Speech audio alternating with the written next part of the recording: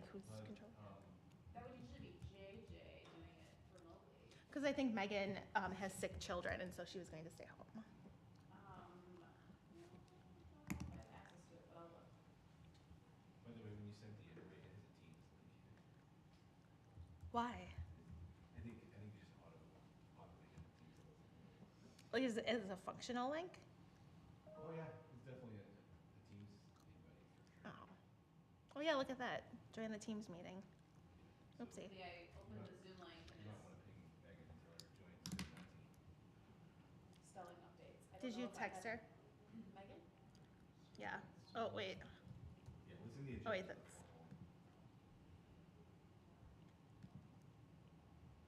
I can't. There's like 800 text messages So too. does JJ not attend these meetings then anymore? 'Cause Oh, is it working? I'm trying to, I'm seeing if it works. Is I think I have. is a password pinned in the It agenda? says I hope waiting it's for the not host to saved. start the That's meeting. not the host sign in, right? This is our first meeting without JJ. No, it's not. Well, you had the facilities meeting, this is our first. And that one meeting. went fine. Yeah. So who started it then? Mm-hmm. It's not in the library board Zoom account, which maybe it should be in the future, so I can manage it. It's a good idea. It still says waiting for host to start meeting. 221. She said she's in the waiting room. Does that mean, do you have access to the village admin Zoom account? It's probably you. It's not me. Is it Graham? It must be me. It is you. No. How are you guys? Megan goes, I know this isn't you. How have you been? So, well, I think that, we're gonna try that. I think she has her. Were you at this Isn't he here? concert last Oh yeah, me and the rest of the Cottage Grove. Yeah, do you have kids in the street? Are you boys? 7th grade. Oh, okay. They were. It was so good. No, it's first grade. We listened to John Denver the whole way home, and they were like, "What is this? Like country boy?" And 7th grade orchestra. One of the kiddos is in the orchestra. Yeah. The others was a good were show. before I thought it was COVID. great. Yeah. I'm sad that it started at 7. Like I would have liked a 6 o'clock start, so I could go to bed earlier. You got lucky. But also, like, That's every this is single my own fault for That was flying out at 7 a.m. Alex and And I had to like tomorrow. Yeah. Oh, you leave tomorrow? I'm confused. well, no, that was pre-COVID. He was. Okay, there we go. The parking situation. At high school. Well, all the neighbors. I'm not sure. Oh, Stefan. Yeah.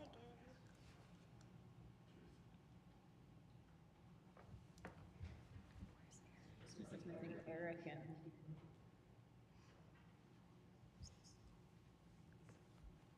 Hmm? Oh yeah.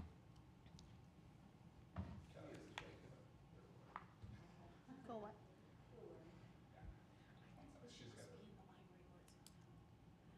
She said what? Doesn't that make sense if this is under the library board Zoom account? Yeah. I'm not in charge of things. So we won't use it. I'm sure we'll get in trouble for it or something.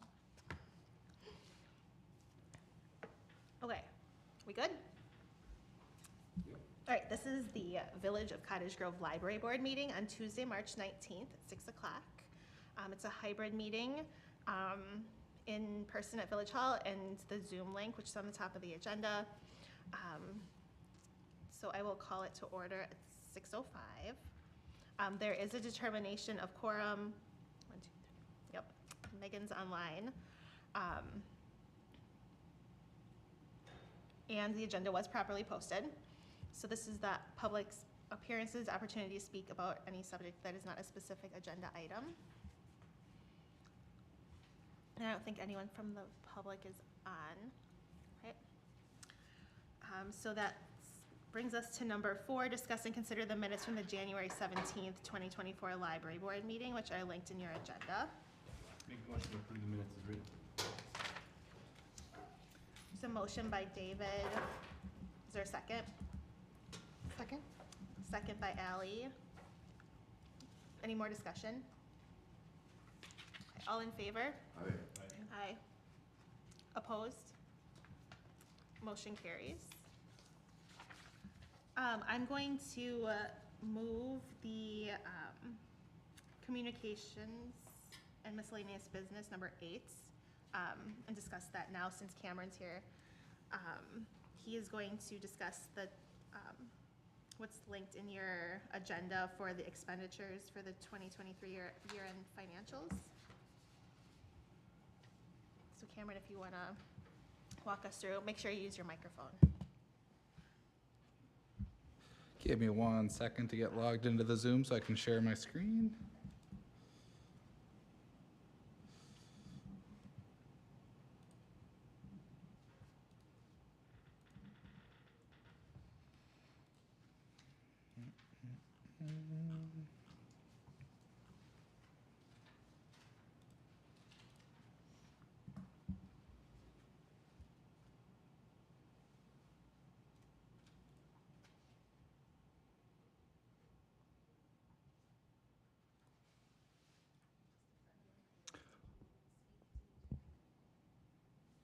All right, thanks for the couple seconds there while I'm getting logged on. So thanks for having me.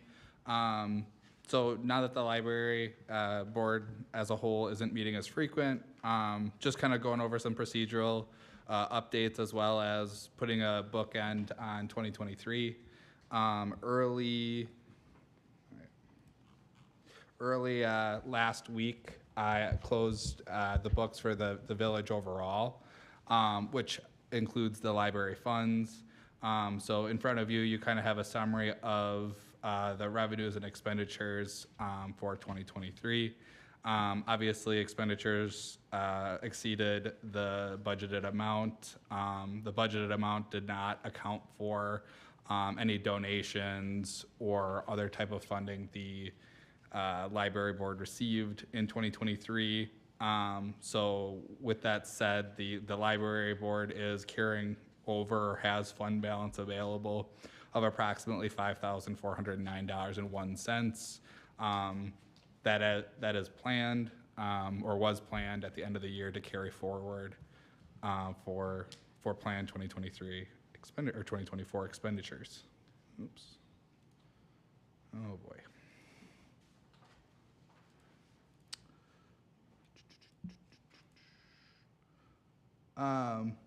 So as I mentioned, this is kind of a look at the balance sheet at the end of the year. Most common question I get, well, you said we had $5,409 worth of fund balance. Well, at the end of the year, you did have some outstanding liabilities, so that's why your cash at the year end is slightly higher than your fund balance. So the two, very small balance sheet, but the two minor items. One relates to a program that was paid in 2024, but relates to 2023 services, and a small portion of wages for Tracy's time that was worked in 2023, but paid in 2024. So basic balance sheet there. For 2023, I'll stop and, if there's any questions from the library board on the financial results. So just to clarify, there was a donation for $4,000 that came in December that they wanted it cashed in December, but is to be used for this year, just for their books, which is why the balance, the carryover was, because we had, I think, initially predicted the 1,400 carryover. So that's just where that came from. And the 1,400 carried over from grants we received in 2023, which we're able to do. All right. So I will, if there's no more questions on 2023 fund stuff, we'll go to 2024. Yeah, what percentage allocated by the village, I'm trying to I'm trying to word this correctly. So of the overall village budget, what was the percentage that was allocated from the village budget to the library board For 23 or 24? for 23? Oh, duh. Out of the operational budget, it's less than 1%. It's less than 1%? Yes, And is that the same for 2024? yes. Okay, so we represent less than 1% of the operational budget for the village. The 2024 might be like 1.2%. Okay, very good. Yeah, it's less, Just wanted on record. or like about 0.5%. Yeah. Very good, thank you. Yeah, of course. All right. Let's jump into 2020.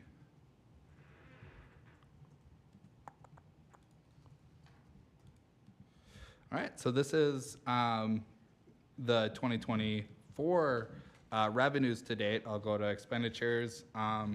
The general fund transferred in as part of the annual budget of the $34,165. The library board applied for and received this, and I think I'm gonna butcher this, it's a BRAIN grant. Oh. I'm not sure what the actual acronyms are. International Brain Research Organization. So the first request of funding was received. I believe there is a little bit more left to be claimed once the final report is submitted. So that's why you do see a budget amount as 0, but 960 as actual. If we go down to expenditures, sitting relatively healthy from an expenditure perspective. So we would expect roughly 16% of expenditures to be spent to date. We're about 17.31, but again, that does not factor in any grants or additional contributions. So sitting healthy so far. The books that we purchased with the money from the grant was about $1,000, so that's a pretty big chunk of change. Yep. So with that factored in, Yeah, and so I always say you would expect wages to be relatively flatlined, from the start of the year to the end. Operational expenses, it really depends. If you have, for example, a program in February that's, $2,000 or $3,000, you're gonna see it spike and then level back out. But Tracy and Cindy would have a good idea on what the expectations are there. Yeah, we have the whole thing in a spreadsheet that we're tracking, so we're covering our bases. I think overall, we need to be clear that our operating expenses are not linear through the year, that it's staggered based on need. So just make sure we have a clear talking point on that. Perfect. And then, last but not least, because payroll is relatively consistent, focused primarily for your presentation, the kind of quote-unquote pseudo bills list. So this makes up the expenditure so far from January and February. I just want to note there are pending credit card costs related to March that will show up on the next pending or the next bills list. That Amazon supplies of $872 is obviously made up of several items. We could certainly talk about those if there's any questions, but this is what the expenditures are to date. I don't know if we have any programs that are pending for costs. But. All right. And then lastly, through some discussion with Tracy and Cindy, so regardless if the library board meets, the plan would be for the rest of the year, if there's a subcommittee meeting, a month that the library board isn't meeting, that we will be writing the expenditure check. So if you guys have to pay for a program, we would pay that participant the day after a subcommittee meeting. Nothing has to that doesn't have to be formally approved. At the library board meeting, we'll bring all the expenditures, so you guys can review it in totality. So I guess that's B, the recommendation to staff on how to communicate payment to performers was just how, I think we figured it out, right? So Tracy can just continue that they'll be paid the Thursday after the meeting. Yep, and I think I was hesitant to put it in a hard schedule because some of those subcommittee meetings change depending on availability of staff. So I would say always just plan to be paid the day after a meeting. And so if you guys know there's going to be a change upcoming, just to communicate those to those program individuals. So if there is no subcommittee meeting, then that individual would have to wait until the next month when the library? We can, if there is not a subcommittee or regular library board meeting, there just needs to be communication to staff saying at this, we'd have a normal library board meeting, the next day would be when those payments would go out. Okay, so I just would need to let you know then. Yep, I Okay. think there was one almost every month. There's one every month, but like, if Yeah. something If happens that facilities we meeting don't. gets canceled for some Yeah. reason. Sure. Yeah. I thought I had it, but then I got confused. So it's like the subcommittee meetings are approving? They're those, or- not approving, it's just it's an opportunity, like if Tracy would be concerned about a payment, she could bring it to the board, or like if it exceeded, we kind of talked about tentative, if it was part of the year plan of what you guys were planning to do and it was within a certain parameter, Tracy and Cindy could just go forward with those expenditures until the library board meets. So if there was a rare outside of the box expenditure, the library board president, I believe, is at those meetings, would be able to kind of give guidance on payment or no payment. That makes sense. So there wouldn't be any approval, but we would cut the check. I feel like this doesn't feel like a change to me. It, It feels like it's It's how we've been not, doing we it. just want to make sure that we're communicating it, because I didn't before, and so now we are. Okay. In the past, the library board met every month as well to approve the bills. So I think when we transitioned to every other month, we weren't really sure what to do about the odd month out, and if we could still pay our contractors. Don't we have a policy around like a certain dollar amount? Like the board president can, there's a policy. If it's over 250, Tracy and I, we talk about all the expenditures though, Right. so like we're covered. Okay. But it's just in terms of paying vendors, so people who have come in and done a Right. or run a story time or whatever, making sure that they get paid that month and they're not waiting 2 months to get a payment. How do we, I'm curious how this is similar to how the village board works too. yeah, it's very rare because the village board meets twice a month for there to be an issue for payment. But if it's for like a payroll obligation, Right. then we just go ahead and pay it and it will be included on the next board meeting, but just not, we don't pay bills late to, Right. I mean, like, if you had a vendor who's like cash on delivery, like, the village would just pay the bill. Like, we wouldn't wait for a meeting to pay that bill, or wait, or hold we're delivery. big enough that I would have a conversation with the vendor Oh, saying, fair. we're gonna be good for it, we don't. There's Right. not many vendors that, I'm you just trying know, to think within your time frame, right? Again, we meet Yeah. every couple of weeks, sometimes 3, sometimes, well, there was one time where we didn't meet for a full month because we took, because of holidays and stuff like Yep. that. Like, there are times where even from a village perspective, a bill has to be paid just because of the victim of the calendar. So Yeah, Again, I just trying to get clarification. It sounds like this is business as usual. It's merely a formality more than anything. It doesn't sound like anything's changing. yeah, we didn't want the prevention of the lack of monthly library board meetings to prevent vendors from getting paid, so. I think we have it worked out. Yeah. Okay. Okay, so I'll do a motion to approve the vouchers. Second? Second. Any more discussion on anything for Cameron? The bills is that 2024 library board expenditures, is that the bill list or? Yep, the Okay, yep, good. Just want to make sure. Okay, all in favor? Aye. Opposed? Motion carries. Thank you for all your work on that, by the way. Well Yeah, done. thanks, Cameron. Easy to understand, I appreciate it. Thank you guys for having me. All right, let's jump back up, and we can, our old business is just continuing our discussion about strategic planning. So in your agenda is just I'll say a brief memo, but we know I'm not brief. on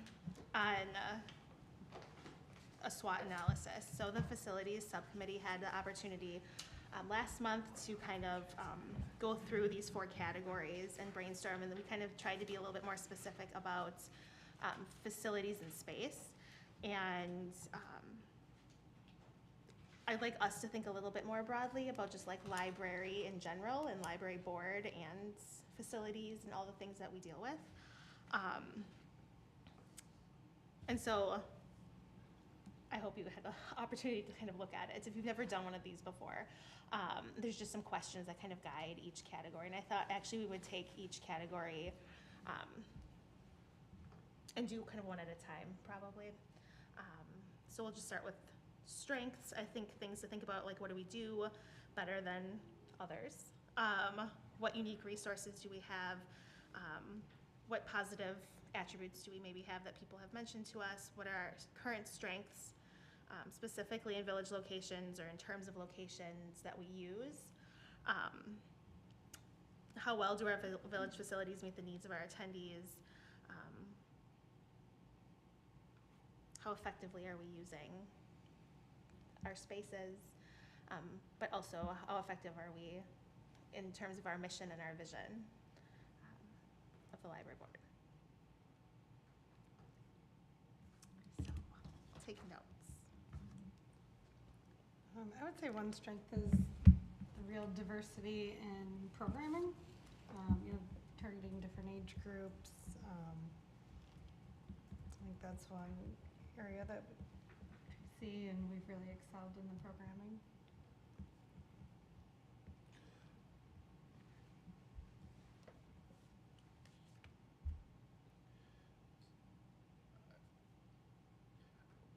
I think one of our strengths is the community we have with the Friends of the Library.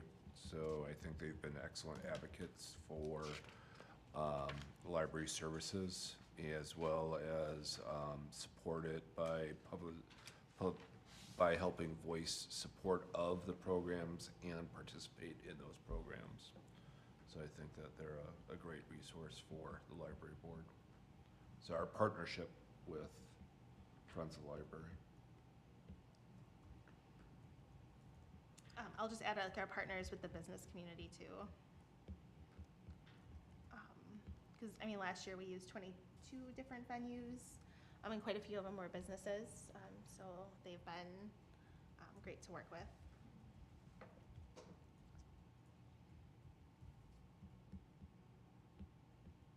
Tracy, you can participate too. I wasn't sure. Yes, please. I think, because we don't have a library, we're kind of seen as, a little bit of an underdog. And that actually works to our advantage because people want to help us out. They know we have a small budget and we're largely volunteer run, and they want to help us. And we do get quite a lot of in-kind donations too.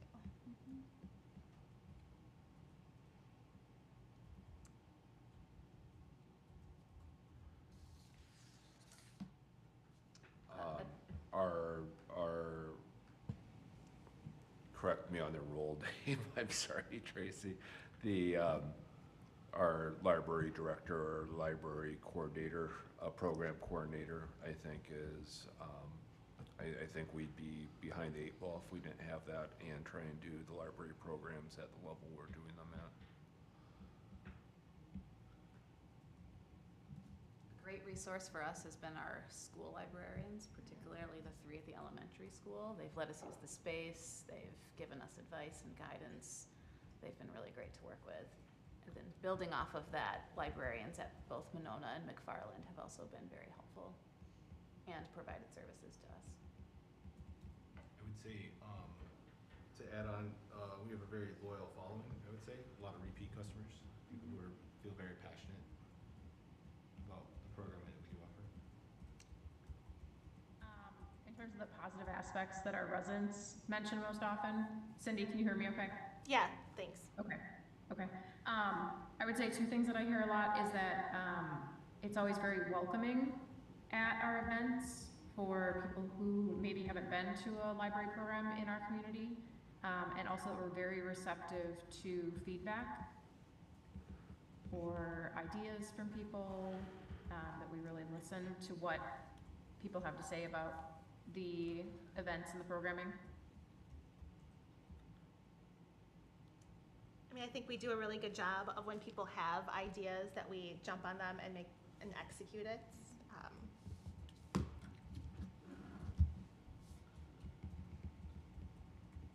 I think we also walk the talk when it comes to using a DEI lens for our programs. Not only do we feature diverse voices, but we also try to think about issues like accessibility, language barriers, whatever else it might be. We do that pretty well.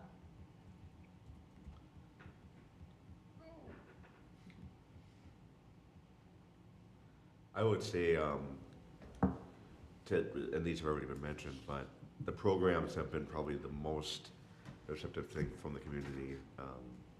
I see a lot on Facebook, or well, mostly Facebook, about how wonderful the programs are, and glad that something is nearby for people to do. And to feed off what Tracy was saying too, the librarians, but even last summer when we did, I think it was last summer, talked to librarians throughout the county. A lot of great feedback and perspective.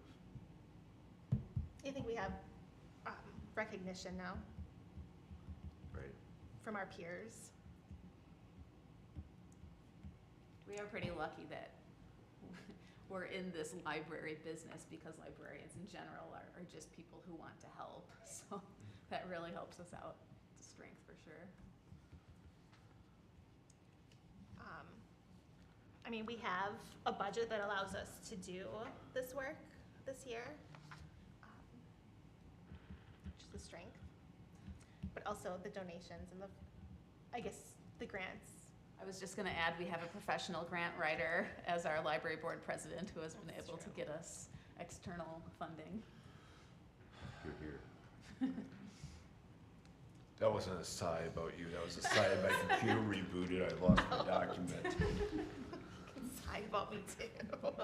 The Mac user is very God, worse all next to the the Microsoft guy. Who owns mostly Mac? Yes.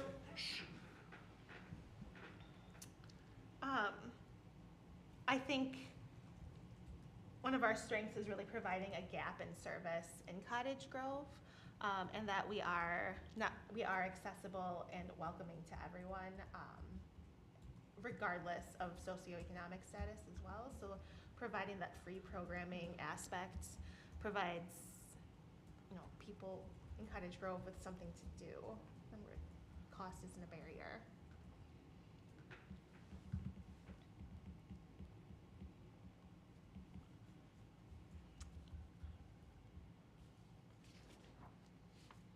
Again, coming back to the fact we don't have a library, we can be really creative with where we're hosting programs. So that's a lot of we get a lot of positive feedback about the fact we're hosting programs at many different places. And it's really because we have no limitations. Right. We aren't bound by a specific building, size, location. We can go anywhere in Cottage Grove.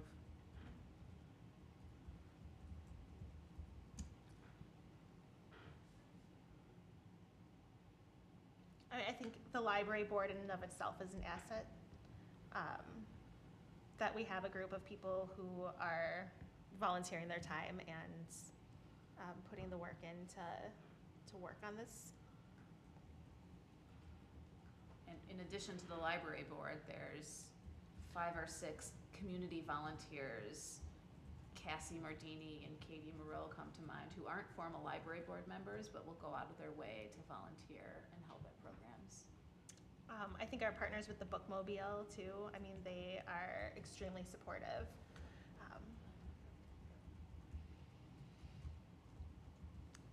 So yeah, passion from volunteers.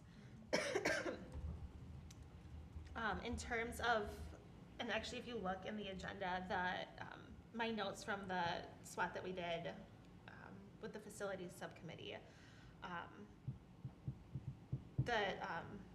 this is right now a huge step up from the Bookmobile. The fact that we're doing programming, so it's not just materials for 4 hours a week, it's other things that are happening in the community.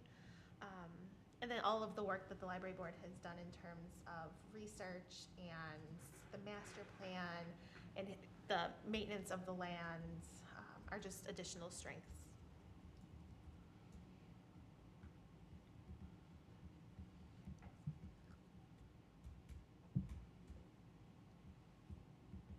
Should we move on to weaknesses? Oh yeah, now we get to the good stuff.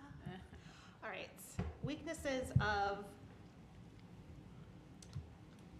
the library board. So what resources do we lack?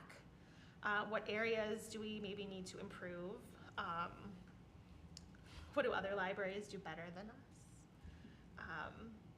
Have we received criticism or complaints? Are there internal processes that kind of hinder the work that we want to do?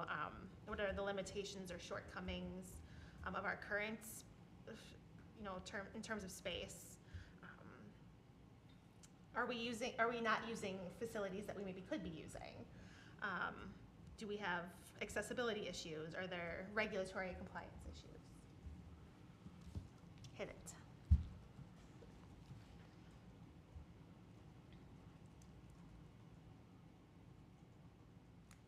We don't have a physical library location, so there is no kind of central place that is identified as a library. And in fact, when people come to Cottage Grove to our programs, we often hear they come to Village Hall looking for the library because people aren't aware.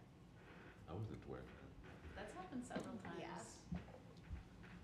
Kind of related to the not having a library space, maybe not having a space to store supplies for reoccurring programs. My understanding is, you're hauling things back and forth all of the time, and that's, takes a lot of time, and having to find somewhere to store it too. Yeah, it's really a time thing. I'm only 20 hours a week, and for example, the makerspace took about 10 hours of 1 week. That's definitely a limitation. To add on to that, communities that have a library board and the library have a staff that is dedicated to doing library work. It's already been noted that we are mostly volunteers and our time is limited. I think that we don't have a library director hurts us. Or, you guys are all fantastic and are really great to work with, but not having another staff person to bounce ideas off of, or being able to proofread my work, or just have somebody, Cindy stays on top of me just fine, but not having a peer in the workplace is definitely a challenge. Not being a member of the South Central Library System has also harmed us in small little ways. For example, when Miss Heather comes on Friday mornings, if she does not have a second person there, we can't check out books because we aren't a member of South Central, I can't use their checkout system. If we had a South Central Library System membership, I could be the person checking out books. Huh. So some parents, for example, last Friday came expecting to check out books, but because it was just Miss Heather and no Miss Wynn or no Miss Heidi, they couldn't take books with them. It's a small thing, but that impacts somebody's day. We also don't have the ability to sign people up for library cards without them coming to the couple of hours, either at Friday story time or at the bookmobile, which means people maybe don't know that they, or don't get a library card and don't use other libraries. We mentioned how the bookmobile is a strength and they're fantastic and wonderful to work with, but sometimes the bookmobile breaks, meaning we have zero access Like to lately? books. Well, That's a threat. no, because That's right, that's right, that is a threat, please. Sorry. there was Unpredictable service. 14 weeks in 2023 that Cottage Grove was not served. If Village Hall shut down for 14 weeks, that would be unacceptable. Go along with the bookmobile, although it's not a threat, I don't think. They change locations every now and then, and that's to try to make themselves more accommodating to people, but unless you're in the know right away that's happening, go to the wrong spot, okay, why isn't the bookmobile here? I know that's happened to me lately.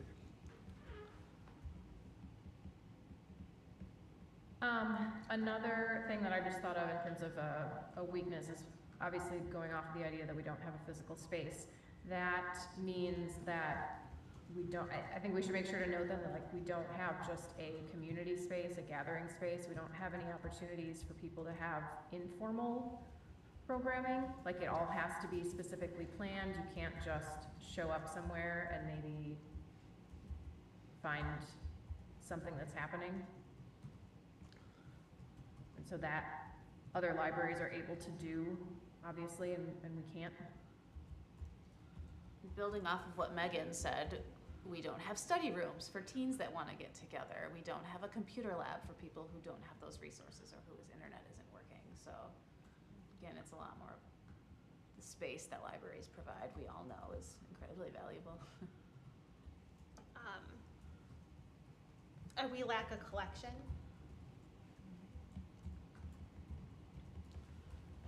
Lack of book return, besides when the bookmobile is in town. In the boat.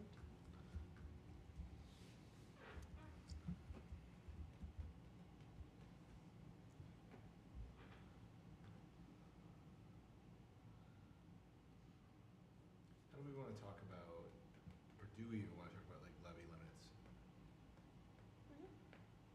I think that's probably a threat. The subcommittee identified the budgets. I guess The village the budgets. The budget's the weakness, but the threat is levy limit. Yep. So, small budget, which I think did we list it as a strength too? I said that we had a budget to do, and donations and grant Right. funding to do the amount of Um, programming Like, that was done last year. we could always, more budget equals more things we could do. But again, the threat is the budget's small because of the levy limit. So that's the threat. So if people downtown Madison and the capital decide to change things and squeeze us even harder, then the budget gets even smaller. Yeah, so it's out of our control. It's good. Good news is it's a biannual budget, so, you know, knock on wood, we're safe for a while.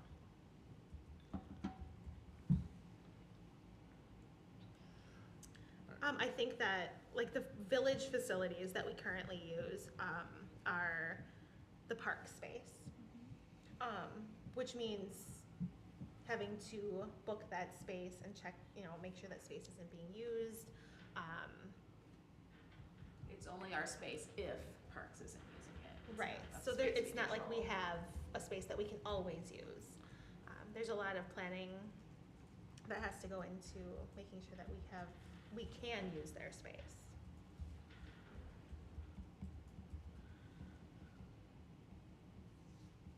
I'd say, depending on the program we want to do, we do a fair amount of outdoors ones. I just came up with the Earth Day one last year. We're kind of also subject to the weather, and if we want to do something inside, there are only so many places in Cottage Grove that can accommodate potentially a lot of people. Last fall, October, there was an author who came in. I think we used Glacier Drummond School, or we used the new school anyway, and that was a good space for it because they had a lot of room. But even that became pretty full. The whole room was packed. So our space is limited here at Cottage Grove, at least currently. And that you always need like a volunteer to make that space happen. Right. Whoever's. And that just takes time. Which again is hours that could be doing something else versus booking space and hauling things around.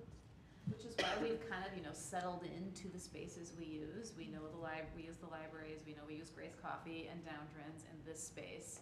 But if I had 40 hours a week, for example, perhaps I could be building relationships with other businesses, so we have even more space. But we can't do that again because there's a certain expectation for the number of programs that we run.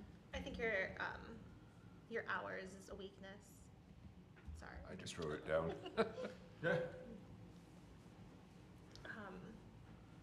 The fact that the fact that we use so many spaces is definitely a strength, that we are very flexible and dynamic. But then it also is, I think, a hindrance because it's hard to know where you're supposed to go for something. And maybe there's confusion too, like, well, it's at the park space. Is this being run by Parks and Rec?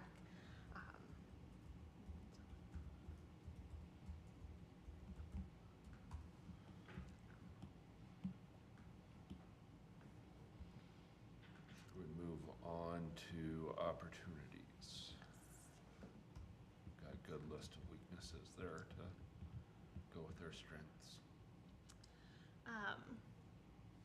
So what trends or changes in the village could benefit us?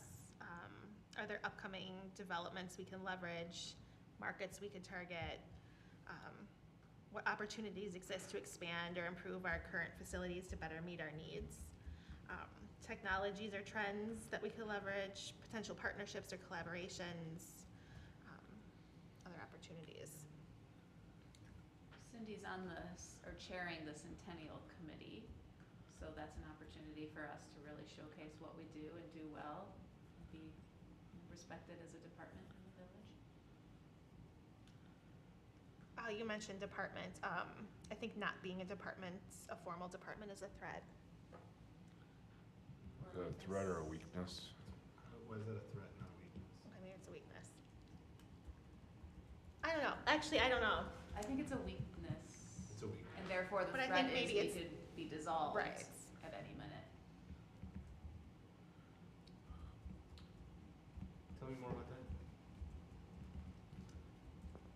Am I thinking there? Well, it's a weakness that we aren't a department with a department head, so therefore the threat is that we're kind of always on the chopping block in a way that other departments aren't.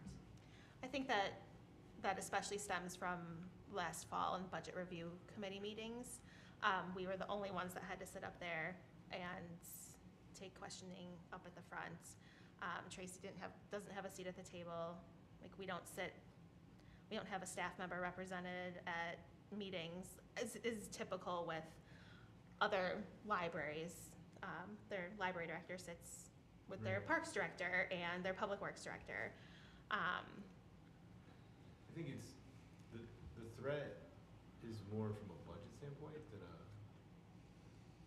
four people on the village board decide we don't want to have a library board anymore. They just I don't know. I think that we do have to still list that as a threat, because we're kind of in this for the long haul now without a physical library.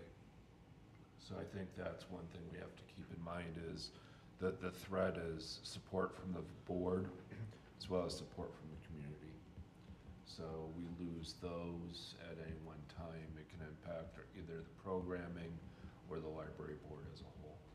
Well, And it doesn't mean it's going to happen tomorrow right, or whatever. I guess but it's codifying it makes it, like, again, I'm not afraid of the truth, right? I just think that the people that have brought up those questions, I mean, we have an election coming up, right? Like, elections have real consequences, so I don't, again, and maybe I'm being Pollyannish, right? So somebody correct me if you think that's true, but I mean, we can note it, it's just, to me, that's, how credible is that threat, I guess it's. I think when it's mentioned at village board meetings, we all sat in the August Right. meetings, and then we sat and took the line of fire for hours at the budget review meetings, that, Right. from our perspective, it certainly seems like one. Until there's a substantial commitment of investing in actually, I guess, shovels and dirt type conversations, that's always going to be there. And it's not a bad thing, I think it's a question that keeps coming up. And I think we did a really good job in the last 8 months, 7 months, being able to say what the reality of our situation was. And some of that conversation, though, was, well, do we really need a library? Do we really need a library board? And we demonstrated we do, because of the participation of those in library programming. So I think it's a threat that we need to maintain. We need to maintain awareness of, just like the weather, if you will. Right. That, okay, what do we do about those things? So it's keeping us honest and accountable to those Sure. sorts of questions. Makes sense. Yeah.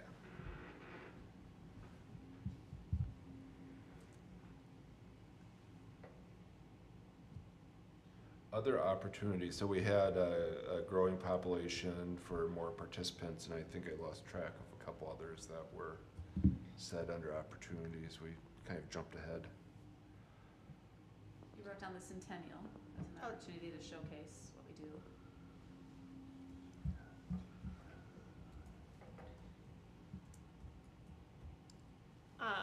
I think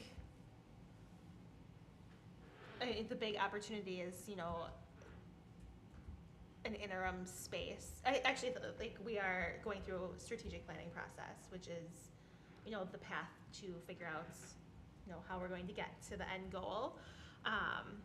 But I think interim space opens up doors by providing like a library, a central location, a grounded space where it kind of starts to maybe fill the gaps that we've identified a little bit in our weaknesses. And also add to that, this is a weakness then, that interim space wouldn't meet Dane County standards and we wouldn't be eligible for interlibrary transfers, so that's a It- weakness. It would not fit the needs of the actual community. But that has an impact on the fact that we aren't able to access other collections. But it's a step towards more support of the library. I think the word I use the word identity for us. Interim space provides more of identity, common space, reduces, hopefully in some cases reduces the time it takes to set up for events, helps with storage. So it does address a lot of the weaknesses that we said by having interim space. We could start generating revenue then, the place for a book drop-off, perhaps interlibrary loan. I know I had talked to Dane County about that. But then are those, going to Tracy's point, are those things that are impacted because now we can't be part of the South Central Library because it doesn't meet the minimum standards? I would say No, anyone can be a South Central member. Like, we could be a member of South Central. You just wouldn't get any. We won't get Dane County tax reimbursement for Got it. not meeting the standards. Got it. And there are lots of conversations around that ongoing, around having a conversation. There's conversations around having a conversation about grandfathering or making an exception for Cottage Grove. I think And the what- conversations though that have already happened have said that they won't make Right. an exception for us. Was that with the library board or with the Dane County board? Dane County. The actual county board or the? So the I county wasn't in library that board? That was conversation. my That was conversation. Cindy. I had met with the two Tracys, You met with Dane Tracy. County and with South Central. I think, Who are both, I guess, like, that is a good opportunity, like, they are both on board for helping us and establishing, you know, whatever interim library looks like here. I think some of the conversations I'm having at the county board level, I'm getting different feedback. And I think we Does the have to be county board careful of control speculation either way on I that. mean, it's very similar to how the village board and the library board work, right? So that in theory, the county board could direct the Dane County Library Board to grandfather us in. I don't think they're not obligated, just like the village board could tell us, hey, here's how you have to spend your funds, library board. We We could don't take it have to. under advisement, but Okay, there's a little push and pull and, we can strongly Screaming. encourage. right. It's interesting.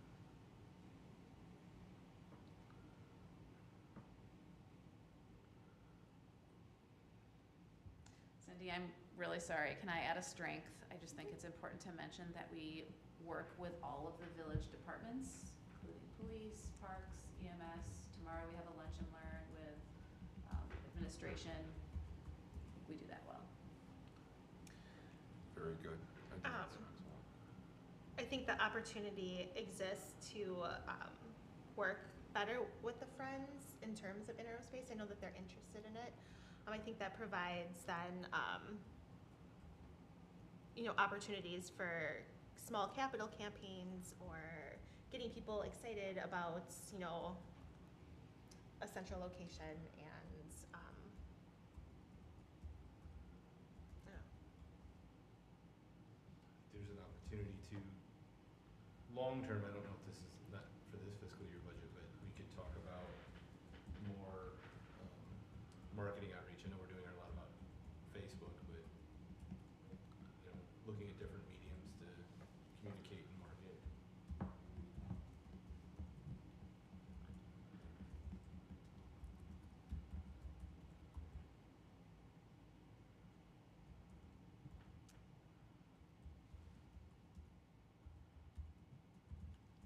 should we do the best category? Threats. What obstacles do we face? Are there economic, political, or regulatory factors that might negatively impact us? Risks related to facilities, trends that might change. I know library usage has increased, it like increases year over year. And that's, I mean, national data, and I think Dane County data too shows that, especially after, you know, the pandemic, library usage has kind of skyrocketed.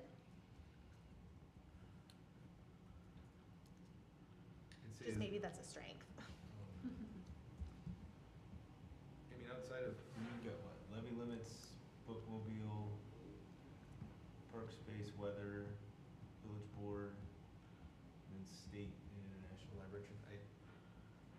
I don't know, just as the village continues to grow, the residents that move here, generally speaking, and anecdotally, want a library versus people who have lived here for a long time. I don't know, is that a strength? I mean, I'm trying to think of a strength, of a threat here, but it actually turns out to be more of a strength. Well, it's the loss or reduction of community support for a library. So there's, Universally, right. yeah, so there's two, one, the village board and then the community support. So if for some reason we have a downturn in participation programming, or we see that the Friends decrease in membership, or there's a reduction in, Yep. yeah. I can tell you do these. What's that? I can tell you do these SWOT analysis a lot. Yeah. I would say then, politically, if the school district or the county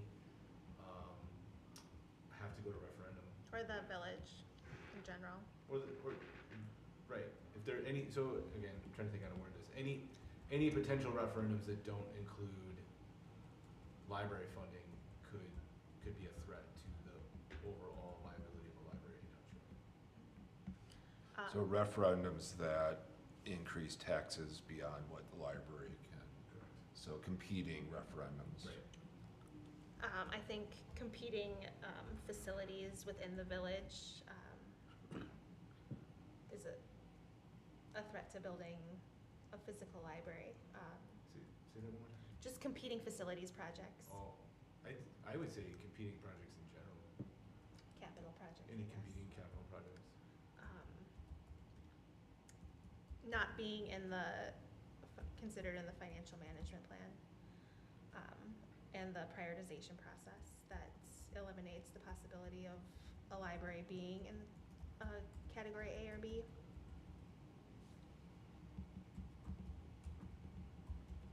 Very specific threat, but the heyday development and how that could potentially impact the Friends land.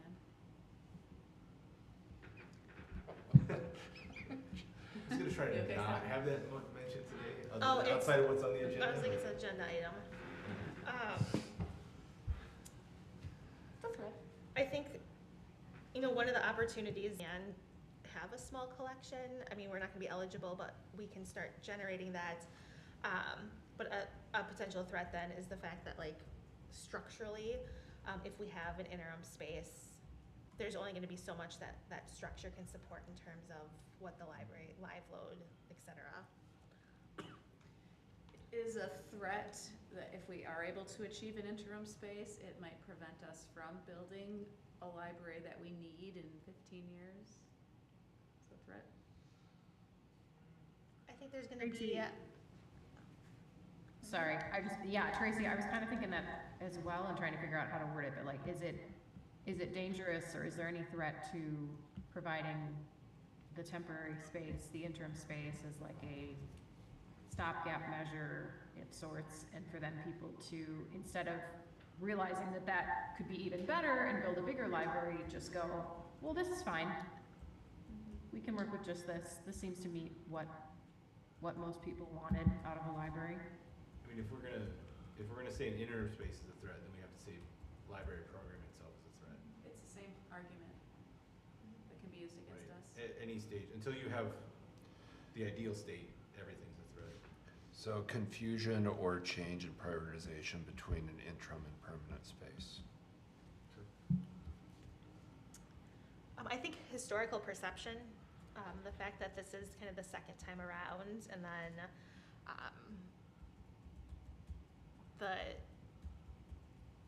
maybe a weakness is just the communication strategy about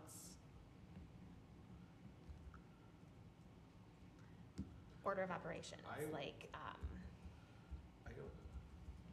I would say what we're doing now against the past precedent is actually a strength.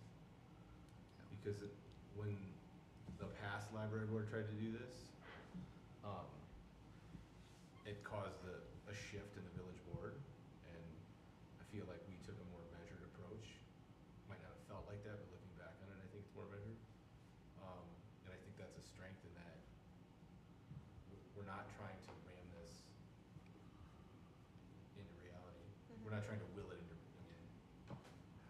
we're taking our time and We're realistic. yeah, we're taking a realistic approach, we're biding our time, we're very methodical about it. I think that's a strength. I think our communication has improved a lot from where we were a year ago. I will say misinformation about the library programming is probably more of the threat. yeah.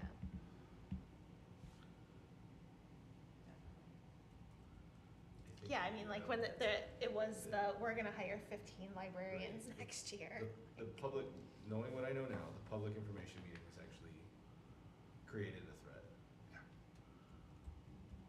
Rather than helped educate the public. Which I'm not one to like say like meeting with people's threat, but like enough people came to that they came away with their own conclusions. Yep. And They came generated with their own agenda. Came with their own agenda, generated their own facts, Yep. and then perpetuated that after the public information meeting. I think like another threat is just gonna be inflation, rise in costs, and the fact that, you know, you can put those escalated numbers. We pushed that out to 2035, and that number is gonna continue to go up without taking action on it.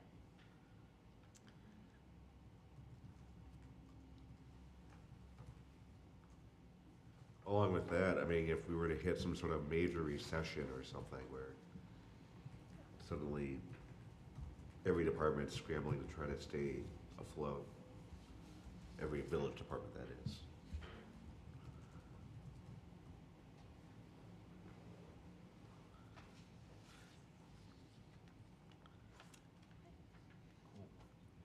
Cindy, did you say the facilities committee went through these exact same questions?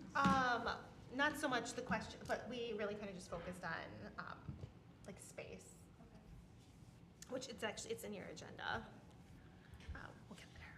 Unfortunately, I was able to attend the meeting, but the notes does do a really good job reflecting on focusing more on the space needs. And I think a couple of things that have been said here helps with some of the points that were in that other one. So I'd be willing to look between the two and say what's similar. Yeah, I think, so next steps for this would be to define objectives and goals. So like taking these two documents basically and pulling out similar themes, and then starting to create some more concrete objectives and some goals moving forward. Do you want me to do that, Cindy? Can I take that from you? And Yes. you're not allowed to do it, and if you don't see me doing it, you can yell at me. Yes. Okay. Can I add one more threat? I feel like because again, I'm part-time and you all are volunteers, a threat is like losing any of us. If I move to Canada, or Cindy decides she's not cut for this anymore, or Stefan, I don't know what you would do, but just like I don't think anyone knows what I do. losing the key people that are currently making this happen is a threat. Well, a volunteer model is unsustainable. Right. Which is why it shifted from Friends programming to a paid staff person. Right. But yeah, I would just say, just like from my perspective, like this pace, like I can't continue doing this for 15 years. Or 15 more minutes, I don't know. Or Dave leaves us, that could happen, anything could happen. Okay, should we move on? New business. We have a discuss and consider policy about vendor and programming fees. Tracy, do you want to kind of talk about, or do you want me Yeah, to? sure. This actually kind of came up after a conversation with Monona Public Library. I learned that libraries in Dane County have different opinions about if vendors who are participating in programs can ever charge. So Monona Public Library has a zero tolerance, that's not right, but a zero tolerance policy for external vendors charging their participants money. So for example, this might be like an author comes in and sells their book. Monona would say no to that. Wanakee Library, apparently on the other end of the spectrum, is perfectly fine with people spending money at programs. So Cindy and I were kind of talking about, I guess, sort of a middle ground. We obviously want all of our programs to forever remain free and open to the public, and we never want to turn anybody away. But is it okay if we sell books? Is it okay if there's a food truck? Is it okay? What are some of the other examples we had? I can't remember. I think Those are the big ones. that attending that event, you could still attend it and get all of the educational value out of that event, even if you didn't buy anything there, even if there were things that you could buy. And then the other part of that is that library programming needs to remain free to the public. I think it does help us by allowing authors, for example, to come and sell books, because we can't always purchase a large quantity of books and we can't always pay the author what they're worth. It allows them to still get a little monetary value out of giving us an in-kind donation. So it ends up kind of benefiting us in our small budget.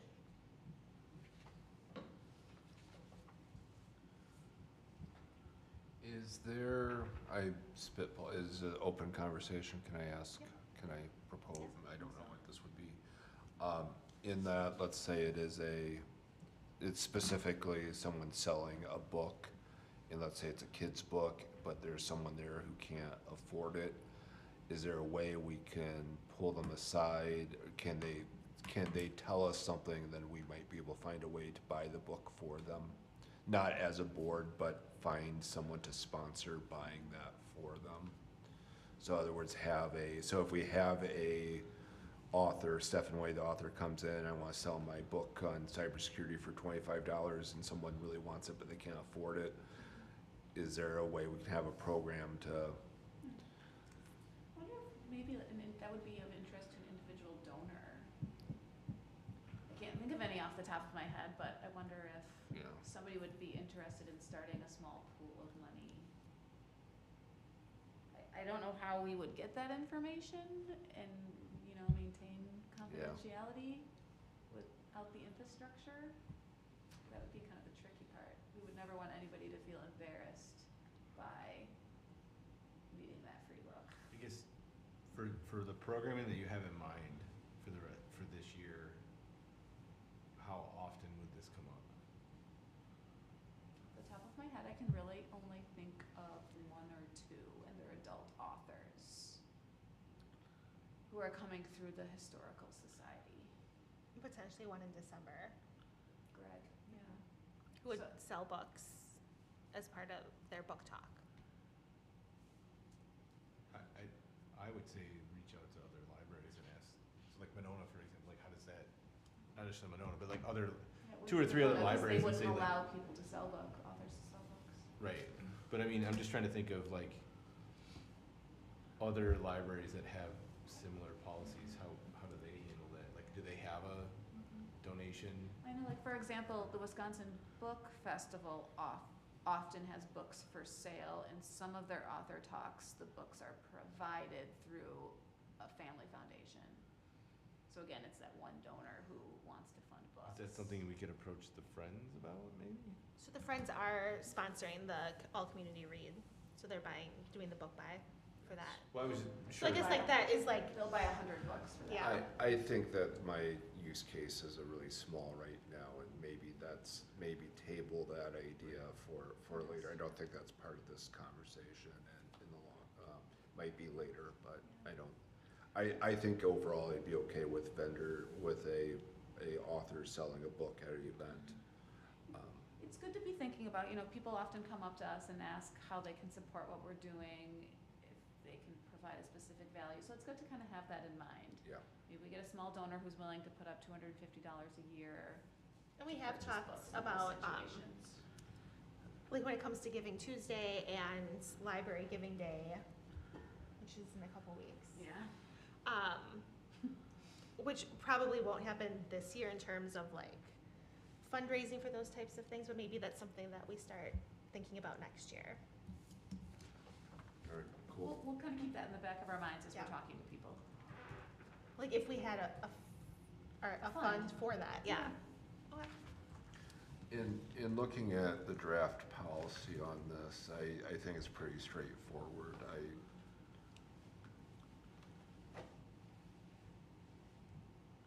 I think the one, we call out the book sales, but like the food cart wasn't, I don't know where that would be in this between vendor and no fee library programming.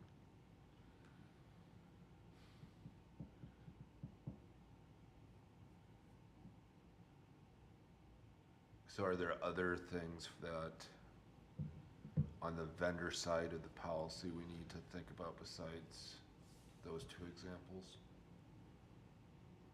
Well, I mean, I think when we were like discussing it, it was like, well, what if someone's doing a program about beekeeping and they want to sell their honey, or like, I can't, like other, I mean, I'm just I trying don't to know what else think, we're like, gonna have. like, if you're not a vendor and you're not doing programming, what are you then? I'm trying to get at your question, right? Like, is there an edge case here that we're not thinking of? And I'm like, So we don't want, basically, we don't want to charge people to attend the event. But if they want to walk away with the event with a book or a jar of honey or a beekeeping certification, that costs money to get, right? Though they're getting something, then it's okay for that vendor to collect the money for that good. I think that's the difference. We don't want to charge the people of Cottage Grove or elsewhere to attend the event, but we want to give the vendor the opportunity under certain guidelines to promote and benefit from their service that day or days. Is that right? Yeah. I guess to me then it is binary, you're either a vendor or you're not, I guess. and I think we'd also talked Answer about like your if, question. Yeah, Um, yeah, I think it's, if somebody had a class, they'd come in and give a free class, and then, isn't this how this started? And then a free class on whatever, but then they would maybe like sell like other packages of the class, I or think we like, had talked about, like, if we bring in a dog trainer for lunch and learn, it would be free, but maybe they have a 50% off coupon for everybody who attended the lunch and learn, for example. yeah. I mean, that fits within the policy, right? Like Yeah, that's I not, think so, yeah. I had a whole bunch of Nobody is people who being wanted to. excluded from participating in the program. I mean, when I did the barbecue class, which we're gonna do again, like, everybody wanted to give me money, and I was like, no, this is the library, like, yes, I'm feeding you this magical dinner for, like, It's the education, you're Right. teaching them how to do it. nobody wanted to give me money at the brains thing. I don't know, barbecue. Weird. brains, I don't know. Oh, I was 20, sir. Oh, there's,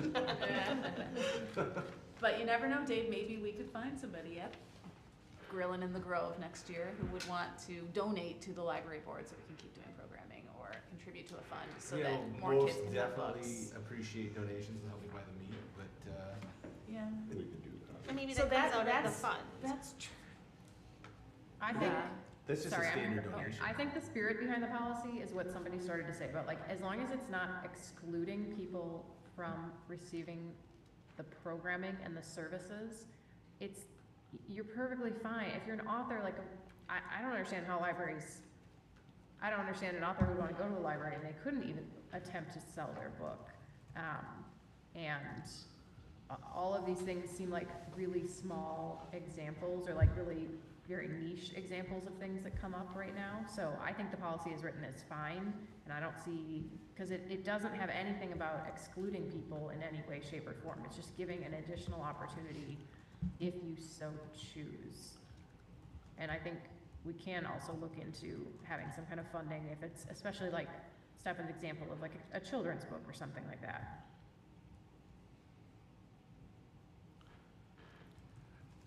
So is our order of operations with this discussion, so you've drafted the policy, we have to bring it back in 2 months to vote on it, right?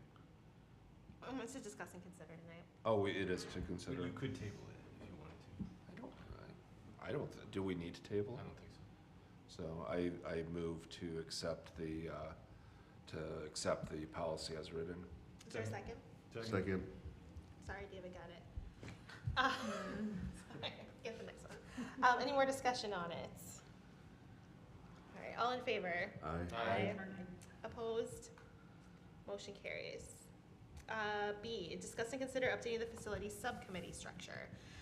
Memo in the agenda. So last May, we had 75 high school students that were really interested in this project. Several of them wanted to sit on the board, especially on this facilities committee, and we drafted kind of a youth involvement on the library board kind of policy. The current subcommittee, the way it was written, included those youth representatives, which we never filled. And I want to make sure that going forward, since the committee is going to continue to meet every other month, that we are kind of following the structure of 3 library board reps and 2 citizen reps. And basically removing youth representatives because we don't, after last summer, they're not going to be sitting on that committee.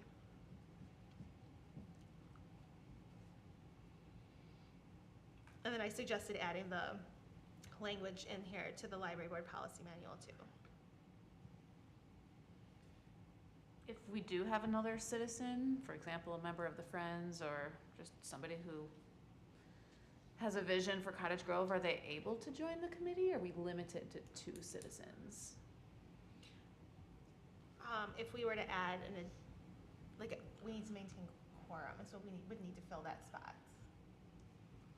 Like if they wanted to if we added a 3rd citizen, like we had to fill that. But we can have people from the public come and speak at meetings. Oh, yes. So they'd still be able to attend meetings if we don't have an open spot for them. Okay, so it'll always be 5 people. Okay. Yep. 5 for quorum, and then Okay. And then we had, Lorraine came and she participated in our SWOT analysis. Okay. I think very welcoming that other people can be involved in our discussions too. Is it Cindy, Stefan, and Eric on the subcommittee? Are you on it, Eric? I Yeah, am. and then we Okay. have Lucas Sure. and Carl. Carl, okay.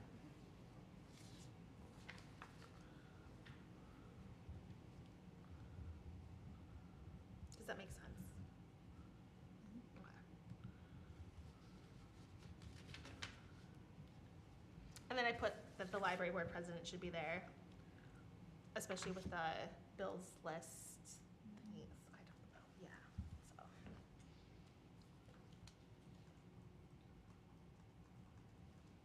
I move to accept the recommendation. Is there a second? Second. Eric?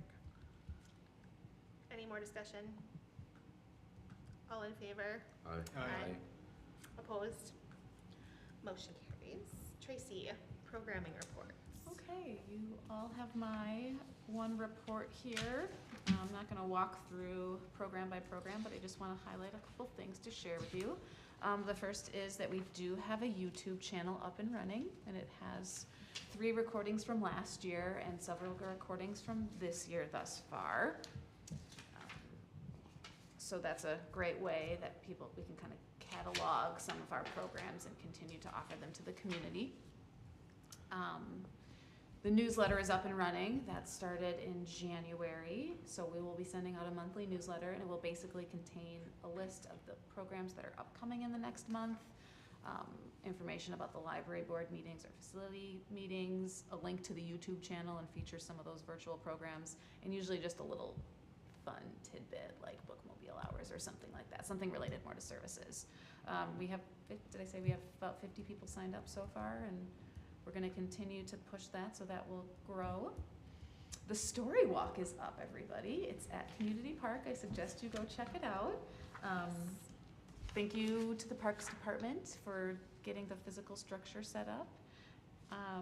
We will be doing a promotional video featuring 5 different languages that'll be coming out hopefully before spring break. So if you could all share that, that would be great. Let's try to make that go viral.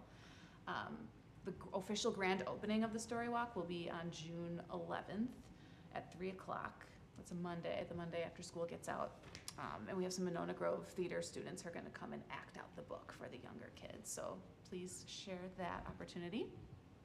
I think I gave an update at last meetings about the Little Free Libraries being replaced at Bakken Park and Willow Run. So I'm continuing to work with Sean at the Parks Department and Madison Reading Project to kind of come up with a timeline for those restorations. We'll probably see the Bakken Park be replaced in April or May. Probably the Willow Run Little Free Library around that time too. And then in June, we'll put in the accessible Little Free Library next to the Miracle League. We have a Girl Scout who's actually doing this as her service project, so she's working with Madison Reading Project. A little bit of a program update. So I just did a count between January through August, which is what we have basically scheduled out. We have 68 programs, so we are definitely on track to beat last year's, which was 76 programs. You'll see that May and August are a little bit quieter. May because it's going to be primarily a planning month for the fall, and August because everybody's on vacation. This is pretty cool. So we are working with Monona Public Library on a library swap. And essentially, Cindy and I are taking 2 programs to Monona Library, the Brains program, and I'm doing a BATS program as a master naturalist. We will both be volunteering our time, so I won't count my BATS program under my library hours, and Cindy obviously won't get paid to do Brains anyway. there. And in exchange, Angelica, who's the youth services librarian there, is going to come and run our Curious Critters program at no cost. So we're going to be promoting that this summer as a library swap between our 2 libraries, and hopefully we'll both gain a little extra traction over it. Monona Library continues to be a great partner. They're also going to take all of our summer materials to the daycares, and then in exchange, we're going to promote their summer reading programs. So we continue to grow that relationship. Just a couple specific programs I want to highlight. March 5th, we did the Welcoming Schools National Day of Reading at the Cottage Grove School Library, and we had 125 people there. That was an example of the space being too small for the amount of people. Allie was there, and Megan's husband was there, but the energy was fantastic. That was just such an uplifting program. Tomorrow, we have the Civics 101 Lunch and Learn. So if anybody's able to hop on at noon, you can hear the village administrator, deputy administrator, JJ, and the village attorney talking about how to become more engaged in civic life here in Cottage Grove. Another really cool one is, again, the Wonders of Physics program on the April 22nd No School Day at the Granite Ridge Gym. That one last year was really popular, and I'm sure it'll be popular again this year. On May 14th, we have the Madison Association of Chinese citizens coming and doing line dance and calligraphy lessons at Granite Ridge. That one just kind of came together in the last couple days. May 21st, we're again doing the very popular Teddy Bear Sleepover with the Cottage Grove Police Department, which we anticipate to fill up very quickly. On July 13th, Wynn Ferrier's husband, Brandon, is going to be doing drop-in tech support. I think that was a kind of a Dave Steffen idea. So we'll be doing that at Grace Coffee. On July 21st, we're doing our 2nd annual Disability Pride Month. You'll remember last year we focused on disabled athletes. This year we'll be focusing on disabled artists and dancers, and that'll take place at Doundrins. And I think those were the primary programs I wanted to highlight. Again, the big one in the fall will be the Cottage Grove All Community Read with author Carol Dunbar at Cottage Grove School, and the Friends are sponsoring 100 books for that, so we're very grateful. For the drop-in tech stuff, can anybody come, or do you? I'll create a sign-up sheet. Okay. Brandon wants to do, I think. I meant like for 10 people minutes to help slots. with tech support. Oh, sure, why not? I'm not volunteering, Stefan, because he may not be here, but like, I'm not a technologist anymore. I really Whatever. suck at it. Whatever. One thing Brandon really wanted was the specific thing that the person wants fixed. so he knows that he can actually do it. So if it's something that's completely out of his wheelhouse, we'll either find somebody else who can come in and help that person, or we'll just say, sorry, we can't help you. Well, if you're doing that, I could help with that. If I know ahead of time and I can do my Google research. I'd be Okay, glad we'll send to- you any specific cases. Come on, man, you can still sling it. I, And then just looking at like the list that we have and the brainstorming, I think the one thing we're missing from our December meeting that we had was, the Gaming? teen gaming thingy, whatever that is.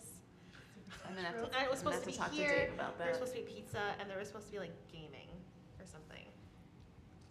And that's the only thing I think was missing from 2024, and I don't know how to help with that. Me neither. I don't Dave, do that. Yep, we're gonna need your Okay, Sure. so that'll probably be a children's fall assistance. thing. Yeah, yeah. Okay. It's similar to the Lego competition. I feel like it'll bring out those same sort of kids. The Lego competition that we did last Yeah. December. Okay. Thank you, Tracy. All right, committee reports. So the facilities committee, I'll just do it, met on February 21st, and we discussed two things. So one, we did the SWOT analysis with the facilities in mind, which is listed in your agenda, which Stefan is gonna take and do his thing.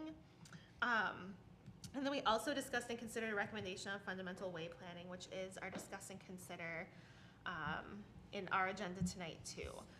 So if you are not aware, so I guess I've been meeting on and off with Heyday since 2020, I think.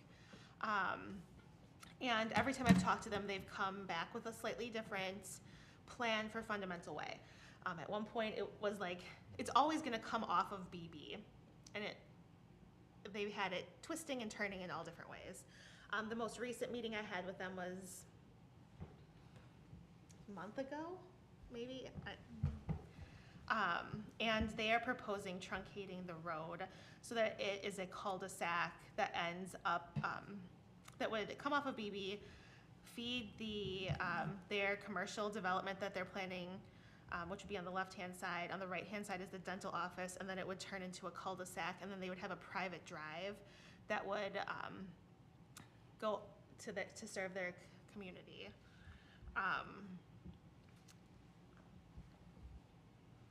They asked the Friends if they would be interested in vacating the right-of-way for the road lands so that they can build their buildings out,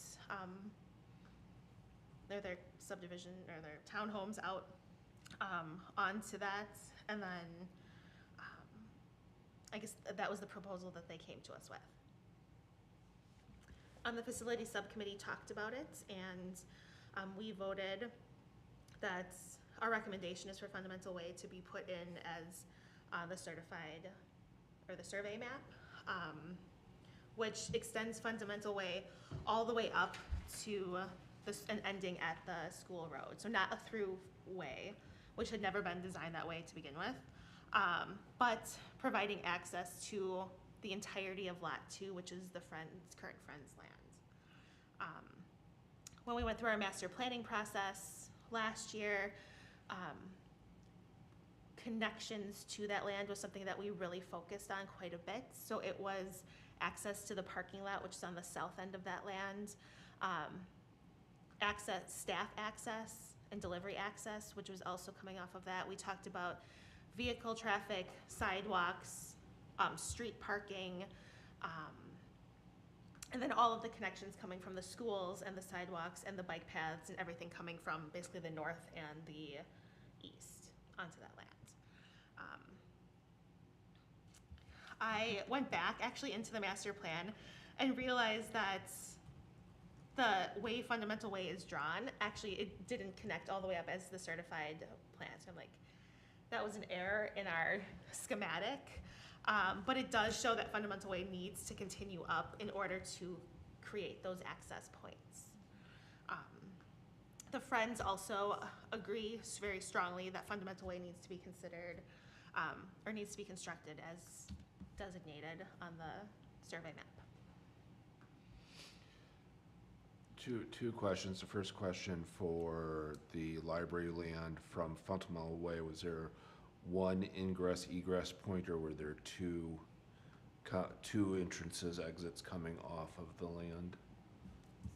In our, in what we, In What? in the original, so, right, in the original plan, yep, it is just the road, which is which is what they are asking to vacate Right. the right of way. right, but into our lot off Fundamental Way, was there one drive or two drives? So that was up to the master, during Okay. what we came up with, and it is two lots, so we had, or two access points. So we Yep. had the one on the south end that feeds into the parking lot. Then our sculpture walk and our drainage system, was next to the road there. And then there was a second drive that was the after-hours book drop-off, the deliveries, the staff parking, et cetera, which was up further to the north. Yep, and then to be clear, the Heyday plan does not allow for those two access points off off their magical cul-de-sac thing, right? Right. Correct. The second, I think they said like, well, you could just add a road, attach it to the cul-de-sac and like feed the library land. I think that's, I mean, engineers would have to do an analysis on it.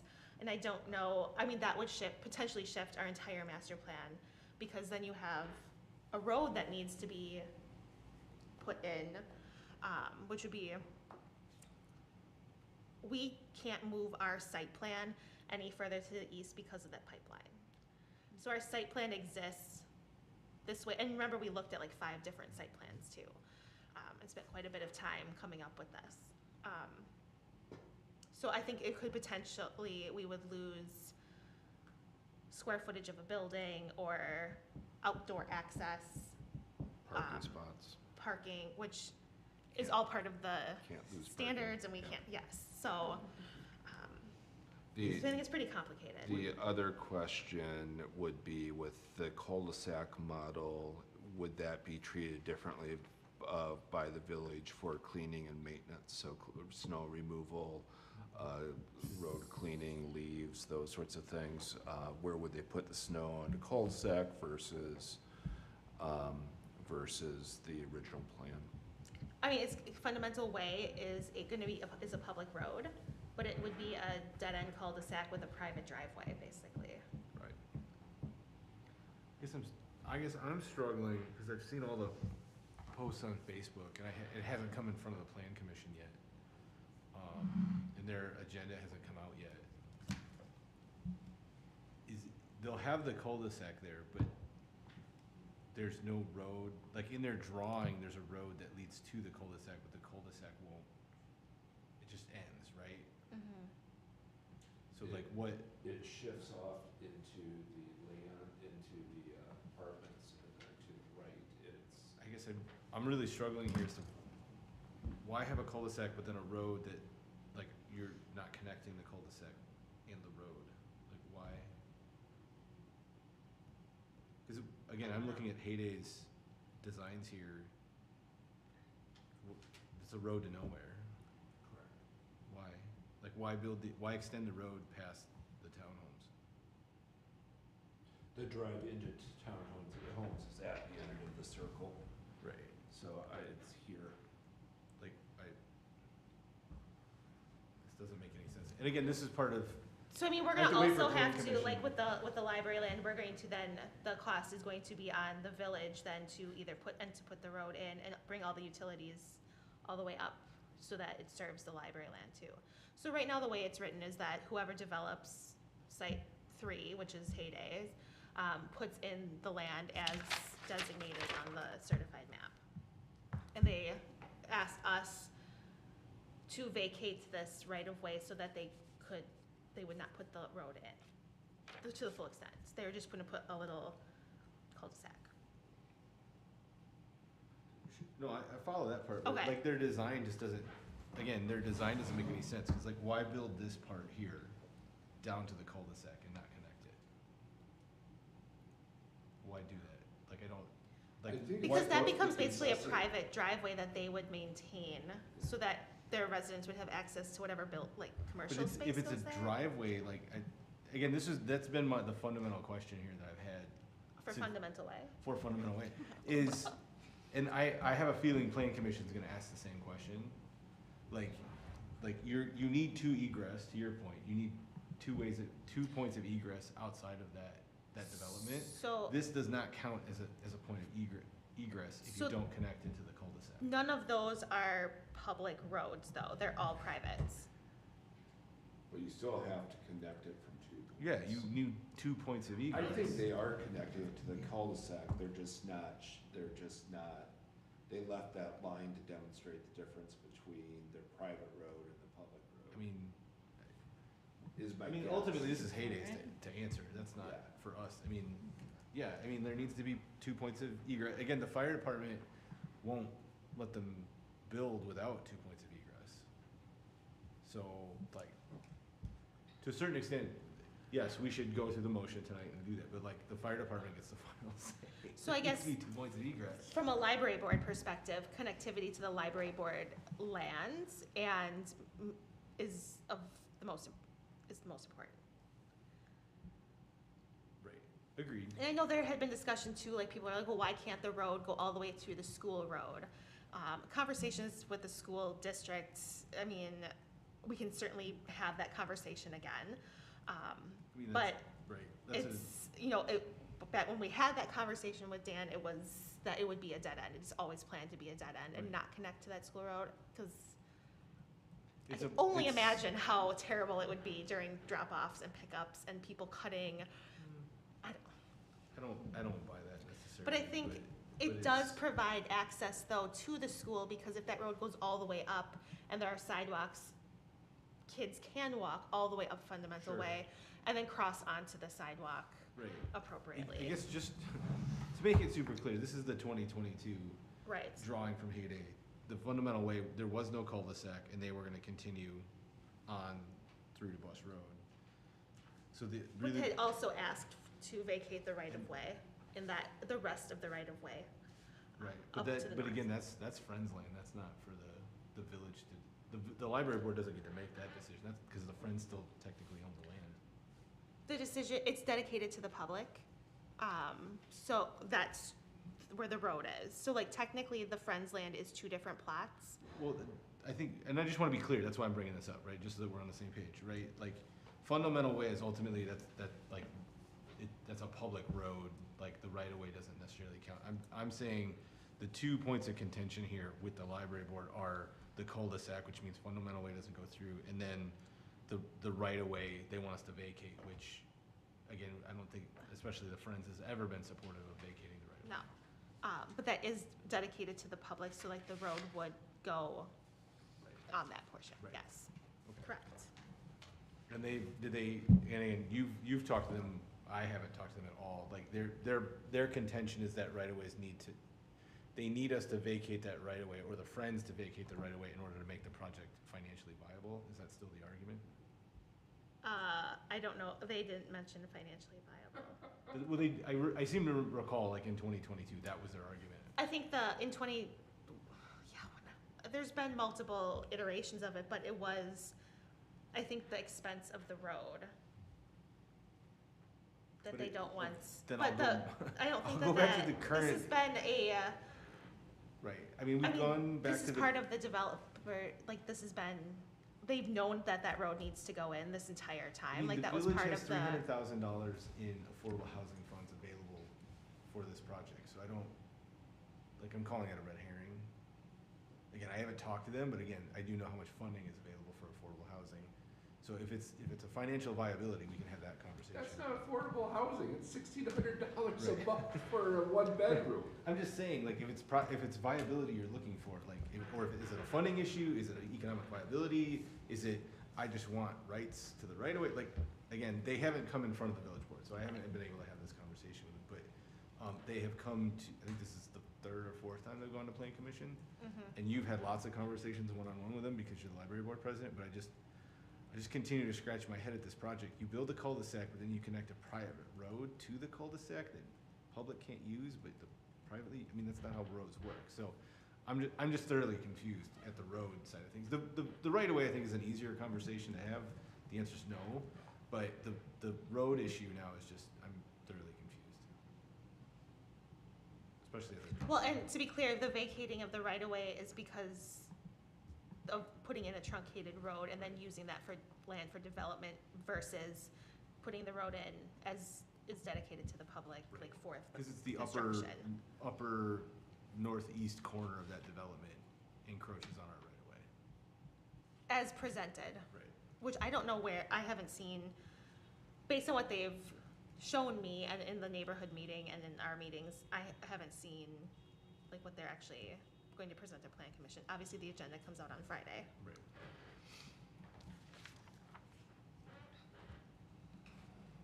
I mean, I think it's important to note that I guess it's more of rather than note, making a question, like, how does this work with the Plan Commission then? If the Plan Commission okays the development, I mean, ultimately, the village board gets approval, final approval. And I don't want to speak for the Friends, but they are not interested in being a part of Right. of that. Right. Which they have the 30 feet or whatever, and then Hayday has the 30 feet and like. Just a lot of people at the table. That's why Right. I'm trying to understand the maneuvering here, because there's the village board, the library board, the Friends, and Hayday. And ultimately, the Friends still own that land, so it's ultimately their say whether or not we vacate the right of way or no. I don't know, because it's dedicated to the public for the construction of the road. So technically, that Friends land is divided into two parcels, which Right. one is the road and the other is like the library I land. feel like we had this conversation like We've a had year this and a half conversation ago. 8 million times Right. in all different ways. But Rick hasn't been able to answer the question as to how because I remember an email, I don't have the email, but I distinctly remember the email. And I remember it was not exactly clear cut as to how this works out. Am I remembering that correctly? I Or? think so, Okay, but that was years ago. at least two now. Yeah. I remember like wearing masks in my lab and like having meetings with them. So it was 2020, 21. So I guess I'll make a motion to approve the recommendation on fundamental way planning as presented. Second. Is there any more discussion? To be clear, it's as recommended as Sure. in the certified map. Okay. All in favor? Aye. Opposed? Motion carries. I think I just have a few things to discuss. So, like every meeting, we continue to have office hours on the first Wednesday of every month. I obviously met with Hayday, also met with a realtor in Cottage Grove, who's interested in kind of helping us start to brainstorm what interim space might look like and what that process is, and who might be willing to donate space, or like what that might look like. So just to get some ideas, so that and maybe I'll meet with her again to, or bring her here if she's interested, and just to ask questions about what that might look like. And we're also gonna loop the Friends into that conversation too. Newsletter promotion, so Tracy had mentioned we have about 50 people on a newsletter, and like that's gonna be a year-long project. I'd like the library board to weigh in. We have the story walk that is like our project, and this newsletter. Is it possible that we could have Parks send out a one-time e-blast via their distribution list to kind of promote the story walk and our newsletter? Because they have a bigger following. I think eventually the idea would be that we would, maybe not need our stuff in Parks then, like in Parks' newsletter, trying to become a little bit more independent entity. What do you think? It's a great idea. I think as of right now, we don't want to jeopardize having our programs listed in the Parks Activity Blast, only concern with asking parks to promote our newsletter is that they become more hesitant to also have our stuff in their activity class. That's my only concern. Maybe it's not threat. Okay. Otherwise, grants and donations. So again, we have the brain grants. So I'll just finish the report, and then that second installment will come through.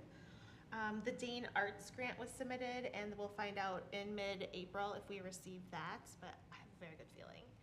I know I've written enough grants that I know that like if I submit something and it's good, like I'm starting to get, like have a good idea of that. And that one is specifically to fund Martinez White, the DJ for the Bookmobile Bash, Yeah. because it's out of our price range. And then there's a Dollar General grant that we will put in next month, and that will be for all fifth grade community read with author Laura Bird, and so we will be putting that together. And then otherwise, Tracy talked about the story walk, and then Lisa Sutter, first grade teacher at CGS, is going to be our new school district rep.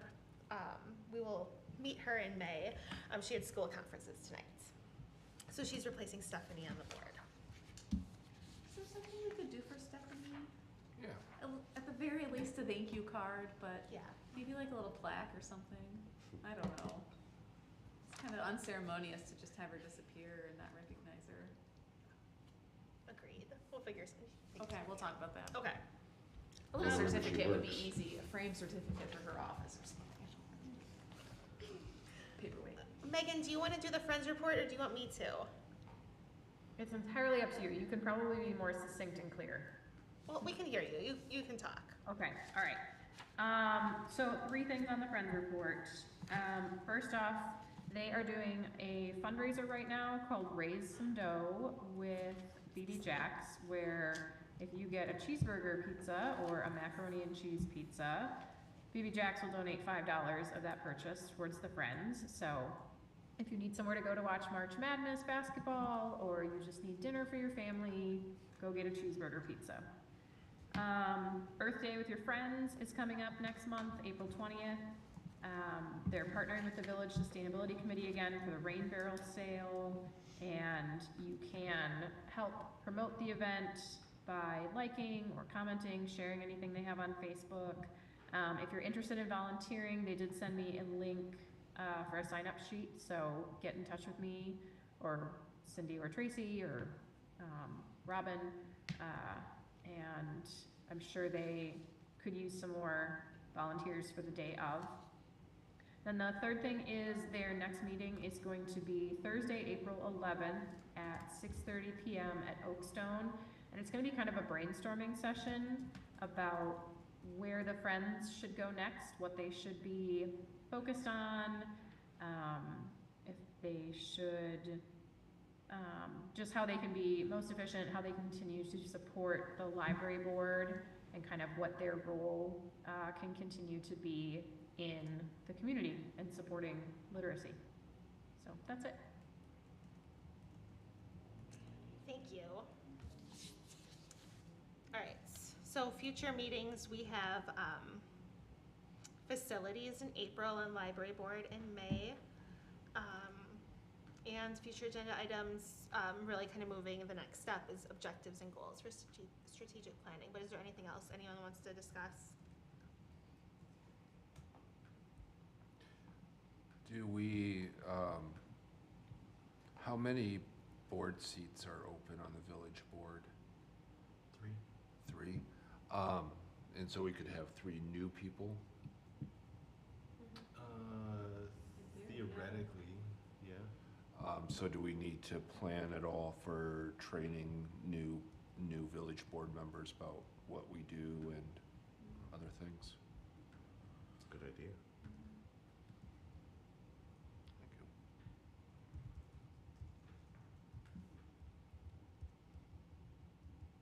Sure.